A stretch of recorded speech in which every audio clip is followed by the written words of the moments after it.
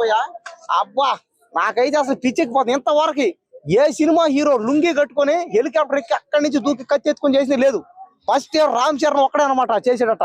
ఇంకా రొమాన్స్ అయితే చెప్పలే, ఇంకా రొమాంటిక్ అయితే ఇంకా మధ్య మధ్య సీన్ లో సాంగ్స్ లో కూడా పాటలు అబ్బా అబ్బా కే రాధ్వనినే ఆ కై రాధ్వనినే వేసుకొని నలపతా పిసకతా డ్యాన్స్ చేస్తుంటే ఎక్కేస్తుంది ఒక్కడొక్కడికి. నాకు తెలుసు అందరికి పిచ్చెక్కిపోతుంది.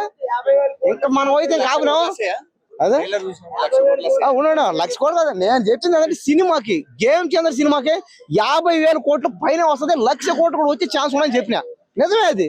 ఎందుకంటే మీరు చూసుకోండి ఇప్పుడు ఇంత పెద్ద అంటే ఇంత పెద్ద కట్అవుట్లు కానీ ఇంత ఫ్యాన్స్ ఫాలోయింగ్ ఇంత పబ్లిసిటీ, పైగా ఈ సినిమా ఫస్ట్ ట్రయల్ ఎక్కడైంది? అక్కడెక్కడ దుబాయ్ లో ఎక్కడో అయింది. తర్వాత ఎక్కడైంది? రేపే రాజమండ్రిలో అంట భారీగా ఊరన ఎంతమంది జనాలు వస్తారంటే కోట్ల మంది. పవన్ కళ్యాణ్ వస్తాడు, చిరంజీవి వస్తాడు, అల్లు అర్జున్ కూడా వచ్చే ఛాన్సులు ఉన్నాయి. ఎవరు రావచ్చు అని చెప్పలేము. కాబట్టి ఖచ్చితంగా ఈ సినిమా ఖచ్చితంగా 50,000 కోట్లు దాటేసి 1,00,000 కోట్లు కానీ రాకపోతే నేను ఇంకా ఈ సినిమా ఫీల్డ్ లోనే బ్యాన్ అయిపోతాను. అంతే కనపడి ఇంకా మీకు కనపడను, కెమెరా కనపడను. 10వ తేదీ ఇంకా ఇంకొక 10 రోజులు మాత్రం ఉంది టైం. 10 రోజులు కాదు 7 రోజులు ఉంది. ఇంకా ఇంకొక వారం రోజులే ఉంది సినిమా. గేమ్ చేంజర్ సినిమాకి వారం రోజులు ఉంది. ఇంక ఈ వారం రోజుల్లో ఇంకా ఓపిక పట్టుకోలేకపోతున్నాం. ఒక్క వారం రోజులు అందరూ నిజమే ట్రిపుల్ ఆర్ దాటేస్తే ట్రిపుల్ ఆర్ ఎంత పోయి ఆ ట్రిపుల్ ఆర్ అంతది అదో పక్కన ఏం చదవరు. నేను ఎక్కడ పోయా నేను ఎక్కడ నేను ఇదంతా అభిమానంతో చెప్తాను. చాలా మంది రకరకాలుగా అన్నారు. నేనైతే ఏం లేదు, నేను అభిమానంతో చెప్తాను అంతే. అంతేగాని రామ్ చరణ్ నాకేం ఇవ్వలేదు, నాకు ఎవరు ఫ్యాన్స్ ఏమి ఇవ్వలేదు, నాకేమి ఇవ్వలేదు, నాకు రూపాయి కూడా ఇవ్వలేదు. నేను అభిమానం చెప్తాను. నాలాంటి అభిమానులు రామ్ చరణ్ కి గల్లీలో ఉన్నారు అనమాట. తెలుగులో కాదు, తమిళ్లో కాదు, హిందీలో కాదు, ఇండియాలో కాదు.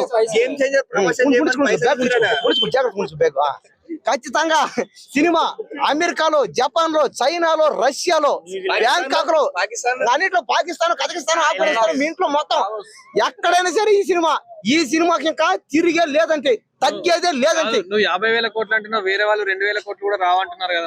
అదంతా ఆడెవడో తెలియనివాడు అన్నది. అదే ఏంటంటే ఒప్పదో ఒక మనిషి ఆస్కార్ లెవెల్లో పోయాడు, ఒప్పదో ఇక్కడ ఎవరికి. పైగా రకరకాలుగా పెట్టుబడి వస్తుంది.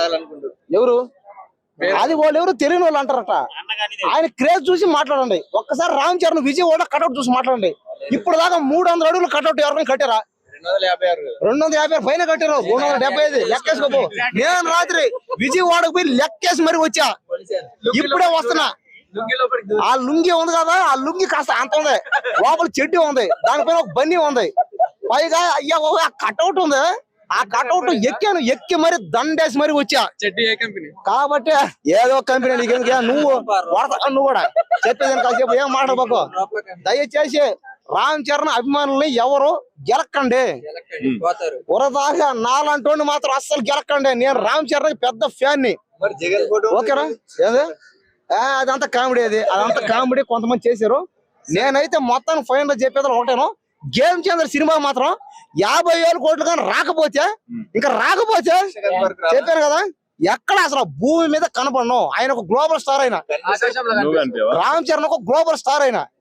పైగా గ్లోబల్ స్టార్ అంటే ఎవరు చాలా సార్లు చెప్పినా, ఇప్పటిదాకా ఈ భూమి మీద గ్లోబల్ స్టార్ అంటే ఎవరు లేరు, ఒక్కడే స్టారు రామ్ చరణ్ ఒక్కడే.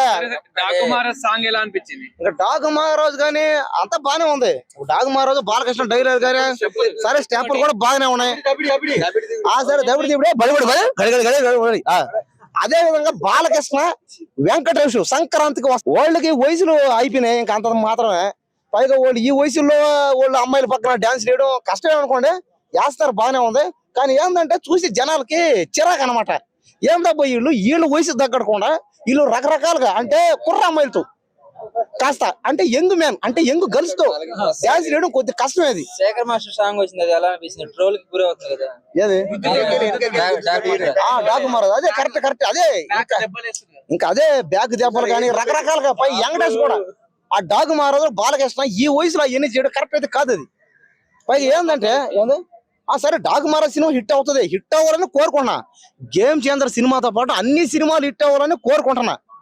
ఆ సినిమా ఫ్లాప్ అవ్వాలని అదేం లేదు, అన్ని సినిమాలు ఆడతాయి. కానీ ఏంటంటే రామ్ చరణ్ ఏంటంటే ఆయన గ్లోబల్ స్టార్, పైగా ఆయన సినిమా ఆస్కార్ లెవెల్లో పోయింది. అది కాబట్టి ఏంటంటే ఆ సినిమా ఎక్కువ ఆడుతుందని చెప్తాను అంతే, ఇంకేం లేదు. అంతేగాని తెలుగు సినిమాలన్నిటి తక్కువ చేద్దాం, రామ్ చరణ్ ఎక్కువ చేద్దాం అయితే కాదు. అందరూ బాగా ఆడాలి. కానీ నేనేందంటే నేను రామ్ చరణ్ ఫ్యాన్ కాబట్టి ఆ సినిమా బాగా ఆడాలని కోరుకున్నా. పైగా సినిమా బాగా ఆడితే అందరికి పేరు వస్తుంది, తెలుగు వాళ్ళందరికి పేరు వస్తుంది. నేనే చెప్పాను కదా 50,000 కోట్లు దాడుతుందని. శ్రీలీల ఎక్కడ ఉన్నారు? గేమ్ చేంజర్ లో మెంటల్ నీకు. గేమ్ చేంజర్ లో ఉండేది కేరాఫ్ అంజలి ఉంది, అంజలి ఉంది, ఇంకొక ఎవరు ఉండరు. కానీ వాళ్ళు నాకైతే ఏం అర్థం కాదు ఎవరు ఎక్కడ ఉంది. పైగా గేమ్ చేంజర్ లో రామ్ చరణ్ 3 క్యారెక్టర్లు, 4 ఉన్నాయి, 10 క్యారెక్టర్లు. ఒకసారి కలెక్టర్ అవుతాడు, ఒకసారి ఇంజనీర్ అవుతాడు, ఒకసారి ముఖ్యమంత్రి అవుతాడు, ఒకసారి ఎమ్మెల్యే అవుతాడు, ఎంపీ అవుతాడు, మినిస్టర్ అవుతాడు, ఏమన్నా అవుతాడు. అందరు కవరేజ్ చేయండి. ఫస్ట్ మనము స్పెషల్ థ్యాంక్స్ చెప్పుకోవాలి. ఎందుకంటే మార్నింగ్ ఆల్రెడీ 4am షో చూసేసాం కాబట్టి మళ్ళీ చూస్తున్నాము. ఇక్కడ ప్రాబ్లం ఏంటంటే reviews main, especially reviews negative spread చేయకండి. చాలా ఇంపార్టెంట్ సబ్జెక్ట్ ఇది, ప్రతి ఒక్కరు చూడాల్సిన సినిమా. 4 years నుంచి చాలా కష్టపడుతున్నారు. ఇది దిల్ రాజు గారు కానివ్వండి, శంకర్ గారు కానివ్వండి. ఫస్ట్ ఆఫ్ ఆల్ మన తెలంగాణ స్టేట్ మన రేవంత్ రెడ్డి గారికి స్పెషల్ థ్యాంక్స్ చెప్పుకోవాలి. అలాగే సినిమాటోగ్రఫీ మన కోమటిరెడ్డి వెంకటరెడ్డి గారికి కూడా చాలా థ్యాంక్స్ చెప్పుకోవాలి. చాలా మనం అడిగినట్టు ప్రతి ఒక్కటి మన అనుకూలంగా అన్ని వాళ్ళు ఏవేవైతే కావాలో అన్నీ ప్రొవైడ్ చేశారు. అలాగే ఏపీ స్టేట్ గవర్నమెంట్ కూడా చాలా స్పెషల్ థ్యాంక్స్ చెప్పుకుంటున్నాము. 2 రాష్ట్రాలు అన్ని అనుకూలంగా అన్ని విధాలుగా అన్నీ మనకి ఇచ్చారు. సినిమా చరణ్ 1 man షో చాలా కష్టపడారు. ఈచ్ అండ్ ఎవ్రీ సీన్ కూడా మనం ఎక్కడ కూడా బాగాలేదు అని చెప్పడానికి కూడా లేదు. డైరెక్షన్ కానివ్వండి, ప్రొడక్షన్ వాల్యూస్ కూడా. ఇంత బడ్జెట్, హై బడ్జెట్ సినిమా ఇది. ఎంత అంటే టోటల్ ఓవరాల్గా కలుపుకోవాలంటే 450 crores బడ్జెట్. ఇది ఎవరికి తెలియట్లేదు. సినిమా నెగిటివ్ మాత్రం ఎక్కడ స్ప్రెడ్ చేయకండి. ఎందుకంటే 4 years హార్డ్ వర్క్ ఒక్కసారి మీ స్క్రీన్ మీద చూస్తేనే ప్రతి ఒక్కరికి తెలుస్తుంది. అలాగే ఎవరైతే మెగా ఫ్యాన్స్ ఉన్నారో వాళ్ళు కూడా స్పెషల్ థ్యాంక్స్ చెప్పుకోవాలా. ఎందుకంటే చరణ్కి ఎప్పుడు వెంట ఉండి, అలాగే మన ఇక్కడ ఉన్నారు మన ప్రతి ఒక్కరికి పేరు చెప్పాల్సిన అవసరం లేదు. చరణ్తో వెంటున్న ప్రతి ఒక్కరికి చాలా స్పెషల్ థ్యాంక్స్ చెప్పుకోవాలా.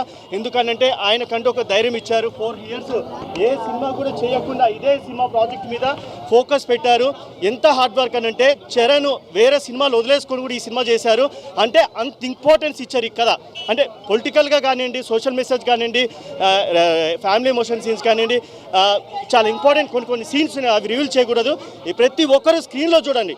ఎక్కడ కూడా అప్పనే క్యారెక్టర్ చాలా బాగా చేశారు. కొన్ని సీన్స్ అదే నేను చెప్తున్నాను, రివీల్ చేయకూడదు. ప్రతి ఒక్కరు ఆన్ స్క్రీన్, ప్రతి ఒక్కరు థియేటర్కి వచ్చి చూడండి. రివ్యూస్ నో పైరసీ, ప్రతి ఒక్కరు పైరసీ చూస్తున్నాడు. పైరసీ చూడకనే చెప్తున్నా. ఇది ఏదైనా కానివ్వండి, నో పాలిటిక్స్. సినిమా లాగా చూడండి. పొలిటికల్స్గా ఎక్కడ కూడా ఇన్వాల్వ్మెంట్ ఉండకూడదు. థియేటర్లో ప్లీజ్ దయచేసి కూడా ఫ్యాన్స్, ఎస్పెషల్లీ ఫ్యాన్స్ చెప్తున్నా, ఎక్కడ కూడా దయచేసి గొడవలు చేయకండి. ఎందుకనంటే మన వల్ల గవర్నమెంట్ బాగుండాలా, థియేటర్ మేనేజ్మెంట్ బాగుండాలా, మల్టీప్లెక్స్ మేనేజ్మెంట్ బాగుండాలా. అందరు special thanks once again state ముఖ్యమంత్రి గారు ఎవరైతే రేవంత్ రెడ్డి గారు ఉన్నారో వాళ్ళకి. ఎందుకంటే ప్రతి day and night for benefit show 4am show మాకు ఆ షో కావాలి, ఈ షో కావాలనేసి మాకు అవసరం లేదు. ఎందుకంటే మేము అనుకున్న షో ఇచ్చారు. మాకు ఎక్కడ లేదు అనేసి మాకు ఒక చిన్న బాధ ఉండేది. ఎందుకంటే చాలా ఇన్సిడెంట్ అన్ఫార్చునేట్లీ యాక్సిడెంట్లీ జరిగిన దాన్ని మనం ఎందుకంటే కొన్ని లీగల్ ప్రాసెస్ జరిగినప్పుడు మాట్లాడకూడదు. Sir special thanks to state CM. Songs కానివ్వండి, డైలాగ్స్ కానివ్వండి, జరగండి సాంగ్స్ కానివ్వండి, లేకపోతే ఇంకో సాంగ్ కానివ్వండి, పొలిటికల్ డైలాగ్స్ కానీ మనకు అన్ని మాస్ కానివ్వండి, ఫ్యామిలీ సీన్స్ కానీ, ఎమోషన్ చాలా క్లాస్గా ఈచ్ అండ్ ఎవ్రీ సీన్ ప్రతి ఒక్కరు చూడాల్సిన సినిమా. ఏ టార్గెట్, నేను ఇప్పుడు అదే కదా చెప్తున్నాను, ఎవరిని టార్గెట్ చేయలేదు. టార్గెట్ చేసింది సినిమా కాదు. చాలా నీట్ గా ఉంది. ప్రతి సీను మనకి చాలా బాగా ఎక్స్ప్లెయిన్ చేశారు. అసలు ఏ బోరు కొట్టదు. రేవంత్ రెడ్డికి అల్లు అర్జున్కి వార్ జరుగుతుంది కదా, అవును. దాని గురించి ఏం మాట్లాడతారన్నా, నువ్వు నన్ను తిట్టు నేను నిన్ను తిడతా అన్నట్లుంది. ఇప్పుడు సీఎం గారేమో నేను నిన్ను తిడతా అల్లు అర్జున్, నువ్వేం చెయ్యి నన్ను తిట్టు అన్నట్లుంది. అట్లా ఉంది వాళ్ళ కథ. ఏదో ఒకటి తేల్చేస్తే అయిపోతుంది కదా. సీఎం గారి పేరు ఎత్తలేదని కొంతమంది అంటారు. సీఎం పేరు చెప్పినందుకే సీఎంఏ లోపటే వేసిండు. ఎందుకుంటది? పోయి వస్తే అల్లు అర్జున్ గిట్ట జైలుకి పోయి వస్తే అయిపోతుంది కదా. ఈ లొల్లి పంచాయతీ అంతా ఉండదు కదా. రాజకీయ నాయకులను తిట్టుకుంటా, సీఎంని తిట్టుకుంటా అవసరమా ఇవన్నీ? ఆయన తప్పు చేసిండు కాబట్టి పోయి వస్తాడు. ఇప్పుడు అటువంటి టైంలో ఇక్కడ థియేటర్లు లేనప్పుడు అక్కడికి వెళ్ళాలన్న మేజర్ కారణం ఏందన్నా? సందే థియేటర్కి వెళ్ళాలని మేజర్ కారణం ఏంది? ఇక్కడ బంజారాహిల్స్ లో, జూబ్లీ హిల్స్ లో, అమీర్పేటలో ఆయన గిట్ట థియేటర్ ఉందిగా, మళ్ళీ వెళ్ళొచ్చు కదా. ఇవన్నీ వదిలిపెట్టి అక్కడికి ఎందుకు వెళ్ళిన ఆయన? ఒక ప్రాణం తీసిన వ్యక్తిగా మెలిగిపోయింది ఈ రోజు.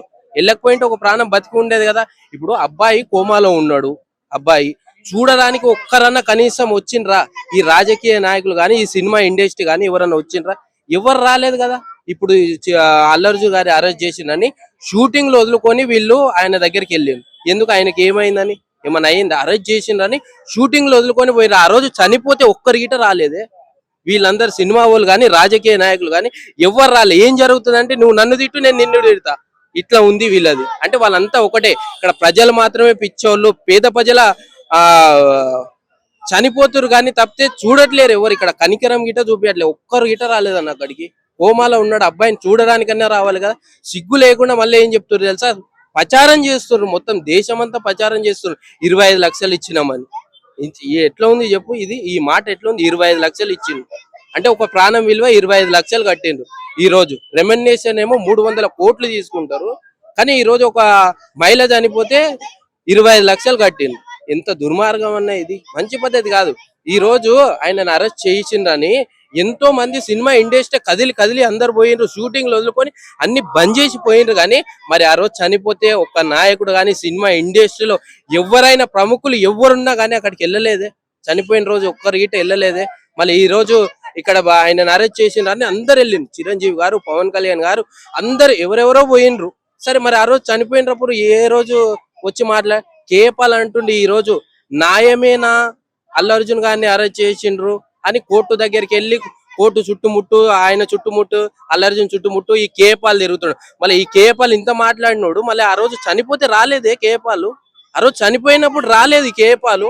మళ్ళీ ఈ రోజు ఏదేదో మాట్లాడుతుండ్రు.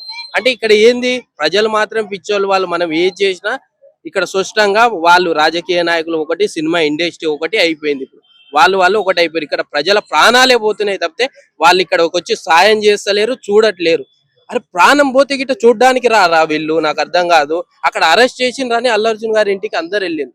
ఎమ్మెల్యేలు, ఎంపీలు, రాజకీయ నాయకులు, సినిమా ఇండస్ట్రీ మొత్తం వెళ్ళింది. ఆయనకి ఏమైందని? ఏం కాలేదు కదా. మరి ఇప్పుడు సరే అరెస్ట్ చేసారు, ఏదో లోపలికి వెళ్ళి వస్తే అయిపోతుంది కదా, కాంప్రమైజ్ అయిపోతుంది కదా.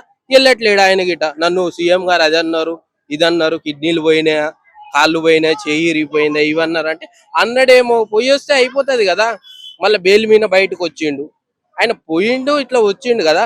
ఏదో పోయేసి వస్తే అయిపోతాయి కదా. ఈ లొల్లే పంచాయతీ అంతా ఉండదు కదా. జనాలు గిట హ్యాపీగా ఉంటారు కదా.